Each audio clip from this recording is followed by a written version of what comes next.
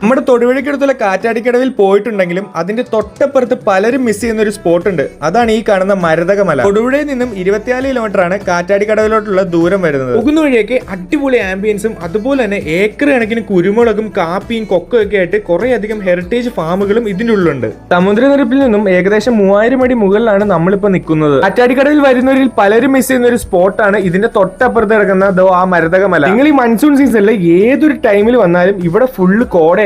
ഈ ഒരു സ്പോട്ടും കഴിഞ്ഞ് ഇതിന്റെ തൊട്ടപ്പുറത്ത് കിടക്കുന്ന മരതക മലയും കൂടെ കയറുക. അവിടുത്തെ ക്ലൈമറ്റ് ഒരു രക്ഷയില്ല. പോകുന്ന വഴി കുറച്ച് റിസ്ക് ഉണ്ടെങ്കിലും അത് കഴിഞ്ഞിട്ടുള്ള വ്യൂ എന്ന് പറയുന്നത് നിങ്ങൾ കാണേണ്ടത് തന്നെയാണ്. ഇപ്പൊ സമയം ഉച്ചയ്ക്ക് 1 മണിയാണ്. ഇവിടുത്തെ ക്ലൈമറ്റ് ആണ് ഈ കാണുന്നത്.